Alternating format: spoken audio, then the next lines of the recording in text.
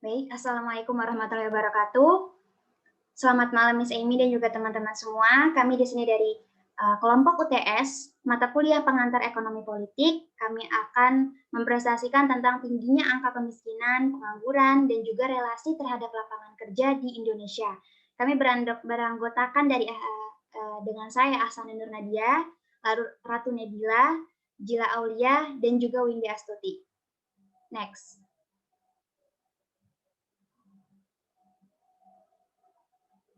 Oke, permasalahan yang akan kami bahas yaitu terkait dengan kemiskinan, pengangguran, juga lapangan kerja. Kemiskinan di sini kita lihat di Indonesia, permasalahan yang dialami itu adalah ketika terjadinya konsumsi yang rendah karena rendahnya pemasukan atau mungkin pendapatan dan juga rendahnya sumber daya manusia. Lalu pengangguran, permasalahan yang kita temukan terkait dengan meningkatnya angkatan kerja, namun lapangan kerja yang minim. Lalu sehingga banyak yang di PHK dan dirumahkan serta pengurangan jam kerja.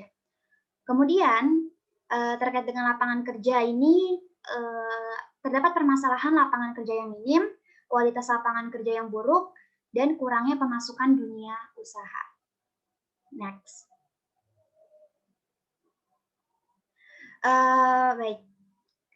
Saya akan membahas terkait dengan kemiskinan, juga kemiskinan ekstrim Indonesia. Pertama kita harus tahu dulu terkait dengan kemiskinan ekstrim itu apa sih sebenarnya? Kemiskinan ekstrim itu terkait dengan kondisi di mana adanya kelangkaan baik itu kebutuhan dasar manusia, fasilitas, air bersih, kesehatan, tempat tinggal, dan juga pendidikan yang diambil Indonesia. Nah, kemudian rentang kemiskinan ekstrim yang dialami Indonesia ini menurut Menteri Perencanaan juga Pembangunan Soeharto Monoarfa menyatakan bahwa rentang miskin ekstrim yang ada di Indonesia itu hanya mencapai 2,5% sampai dengan 3%. Nah, kemudian data mencatat bahwa kemiskinan ekstrim Indonesia pada tahun ini terakhir kali tercatat pada tahun 2020 oleh Bank Dunia, tercatat bahwa Indonesia mengalami kemiskinan ekstrim sampai dengan 3,371% atau setara dengan 9,91 juta jiwa. Nah, kemudian kita juga bisa melihat dari grafik bahwa di sini pada tahun 2014 sampai dengan 2015 Indonesia mengalami kenaikan jumlah angka kemiskinan. Lalu kemudian mengalami penurunan sampai dengan 2017 dan juga 2019 Indonesia mengalami tren jumlah angka kemiskinan yang turun. Tetapi ketika memasuki tahun 2020 dengan dampak dari pandemi global, Indonesia kembali mengalami kenaikan jumlah kemiskinan, yaitu mencapai 10,19 juta jiwa. Nah, kemudian setelah diteliti bahwa berdasarkan dari sumber berita 1 yang diambil pada tanggal 5 Januari 2021, ternyata 70% masyarakat menengah ke bawah ini memiliki permasalahan bahwa pendapatan mereka berkurang. Lalu permasalahan yang dimiliki masyarakat menengah atas itu juga terdapat pada 30%-nya pada pendapatan yang berkurang. Di sini menunjukkan bahwa betapa berpengaruhnya dampak pandemi terhadap kemiskinan yang terjadi di Indonesia. Lalu kemudian kita juga bisa melihat di sini dampak pandemi terhadap angka kemiskinan sebagian besar didominasi oleh usia kerja yang terdampak pandemi, sehingga menyebabkan angka pengangguran bertambah yang berdampak pada kemiskinan yang bertambah. Lalu menurut Bank Dunia ada yang dikategorikan sebagai kemiskinan ekstrim ini ketika pengeluarannya itu sebesar 1,9 US dollar per kapita per harinya. Nah, kemudian dicatat lagi data terbaru tahun 2021 oleh Bank Dunia bahwa kemiskinan yang sebelumnya itu tercatat pengeluarannya 1,9 dolar per harinya, ternyata jadi semakin rendah, lebih rendah dari 1,9 karena dampak dari pandemi ini. Baik, selanjutnya akan diteruskan oleh teman saya.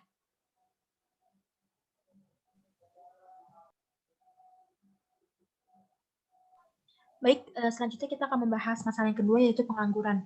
Di sini kami akan menyangkut pautkan pengangguran dengan lapangan kerja.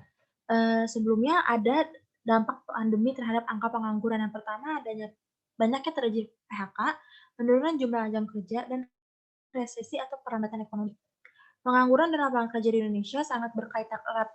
Peningkatan jumlah angkatan kerja, sedangkan jumlah lapangan kerja yang cenderung mengalami stagnasi menjadikan angka pengangguran meningkat. Nah, di tengah pandemi ini nih, meningkatnya angka pengangguran seiring dengan resesi ekonomi di Indonesia, sehingga banyaknya pekerjaan di PHK, turunnya jumlah jam kerja, para pekerja yang dirumahkan, dan pengurangan pendapatan para pekerja. Nah, selanjutnya di sini ada menurut data BPS, pada tahun 2010 sampai 2019, jumlah pengangguran Indonesia mengalami fluktuasi. Pada Februari 2010, jumlah pengangguran mencapai 8,59 juta, dan di sini juga dijelaskan kenaikan tertinggi angka pengangguran terjadi pada Agustus 2011, yaitu sebanyak 361.613 juta jiwa. Lalu penurunan angka terbesar terjadi pada Agustus 2012, yaitu sebesar 1,34 juta jiwa. Lalu pada 2016 sampai 2017, angka pengangguran Indonesia konstan di angka 7 juta. Selanjutnya kita bisa melihat grafik,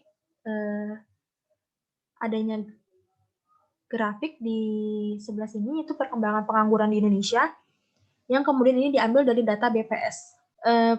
Perkembangan pengangguran Indonesia pada Agustus 2018 itu ada 7,07 juta orang, atau setara dengan 5,30%. Lalu pada Agustus 2019 itu ada 7,10 juta orang atau setara dengan 5,23%. Selanjutnya, angka pengangguran pada Agustus 2020 mencapai 9,77 juta atau setara dengan 7,07% dari seluruh angkatan kerja. Selanjutnya, di sini juga terdapat pengangguran berada di jumlah pengangguran yang berada di DKI Jakarta, yaitu sebanyak 1,07 juta jiwa. Adapun permasalahan yang terjadi saat ini sangat dipicu terkait serapan dan ketersediaan lapangan kerja, mengingat kebijakan PSBB dianggap memberikan pukulan telak bagi sektor usaha, membuat semakin minimnya lapangan kerja, sehingga sumpah ini kayak ngaco banget deh. Gimana dong guys? Lanjut aja kali ya. Permasalahan yang terjadi saat ini sangat dipicu terkait serapan dan ketersediaan lapangan kerja, mengingat kebijakan PSBB dianggap memberikan pukulan telak bagi sektor usaha, membuat semakin minimnya lapangan kerja sehingga lapangan kerja tidak terdistribusikan dengan baik sampai dengan ke daerah. Tata kelola yang tidak baik dalam melindungi tenaga kerja seperti halnya pemberian upah minimum merugikan para pekerja yang berimbas pada pengangguran. Selanjutnya juga pandemik yang juga mempengaruhi pertumbuhan dan perkembangan ekonomi masyarakat dipicu juga oleh masyarakat menurunnya tingkat konsumsi, sedangkan kunci konsumsi yang tinggi terdapat pada lapangan pekerjaan yang luas, yang akan berimbas pada penurunan angka pengangguran dan kemiskinan. Lapangan kerja pun hanya bisa diciptakan secara optimal jika industri manufaktur kompetitif. Next. Selanjutnya, yaitu sistem ekonomi Indonesia. Indonesia sendiri masih menganut sistem ekonomi campuran yang di mana hak milik dan kreativitas individu itu masih diakui. Pasar masih diberi wewenang dengan catatan pemerintah mengatur jalannya perekonomian yang sifatnya tidak mutlak, di mana pemerintah memegang kendali ekonomi sebesar 50% dan pasar sebesar 50%.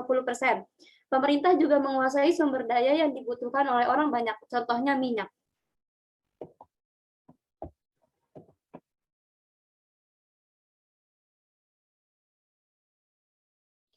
Jadi di sini kami mengambil teori Keynesian, di mana teori Keynesian ini berisikan tentang situasi makro suatu perekonomian ditentukan oleh apa yang terjadi dengan permintaan agregat masyarakat apabila permintaan agregat melebihi penawaran agregat atau output yang dihasilkan dalam periode tersebut. Maka akan terjadi situasi kekurangan produksi. Pada periode berikutnya, output akan naik atau harga akan naik atau bahkan keduanya terjadi secara bersama-sama. Apabila permintaan agregat lebih kecil daripada penawaran agregat, maka situasi kelebihan produksi akan terjadi. Pada periode berikutnya, output akan turun atau harga akan turun atau bahkan kedua-duanya akan terjadi bersama-sama. Dan apabila permintaan agregat lebih kecil daripada penawaran agregat, maka situasi kelebihan produksi terjadi. Pada periode berikutnya, output akan turun atau harga akan turun atau bahkan keduanya terjadi bersama-sama. Di sini teori Keynesian itu mempunyai kelebihan dan kekurangan. Kelebihannya itu jika hubungan pemerintah dan swasta hubungannya baik, maka permintaan agregatnya akan tinggi. Sedangkan kekurangannya, jika hubungan pemerintah dan swasta tidak akur, maka pasar yang paling menguasai adalah pemerintah, sehingga pasar tidak bisa lebih mengekspresikan kreativitasnya karena terlalu dibatasi.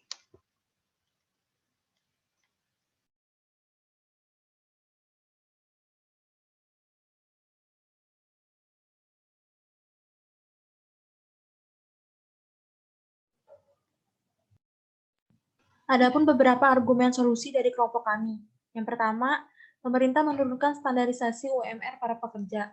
Kedua, pengelolaan investasi yang baik sehingga dana investasi dapat membantu menopang perusahaan.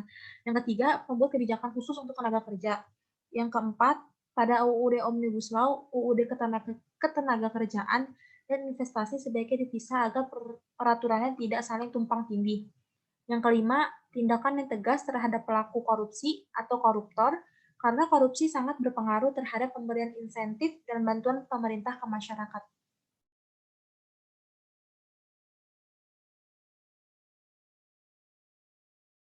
Baik, sebelumnya saya ingin menambahkan bahwa hubungan teori dan juga solusi yang kami sampaikan di sini adalah terkait bahwa teori Keynesian ini berfokus pada apabila permintaan banyak, maka konsumsi juga akan banyak.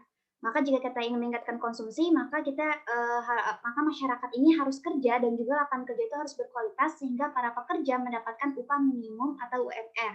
Dengan begitu, angka kemiskinan di Indonesia ini dapat mengalami penurunan, begitu juga dengan angka pengangguran dan adanya perluasan lapangan kerja. Adapun dalam teori ini antara pemerintah dan pasar itu sama-sama memiliki kendali yang sama, sehingga di sini kita dapat menemukan akan terjadi keseimbangan sistem ekonomi yang dijalankan dalam negara Indonesia. Baik, selanjutnya kesimpulan. Nah, kesimpulan itu di sini, meskipun angka kemiskinan, pengangguran, dan lapangan kerja terlihat masih di angka aman, terutama di masa pandemi global, permasalahan-permasalahan tersebut harus segera diselesaikan atau ditangani karena akan berdampak pada kesejahteraan masyarakat. Pertumbuhan dan pembangunan ekonomi Indonesia. Hal ini juga ditunjukkan agar ketimpangan masyarakat menurun. Masyarakat harus mandiri dan kreatif dalam membangun ekonomi rumah tangganya sendiri dengan didukung oleh kebijakan pemerintah dalam pengembangan SDM. Maka kita dapat melihat perekonomian suatu negara bahwa andil pemerintah sangat memberikan pengaruh besar terhadap keberlangsungan ekonomi masyarakat dan negara. Sekian dari kelompok kami, kurang lebihnya mohon maaf. Sekian, terima kasih.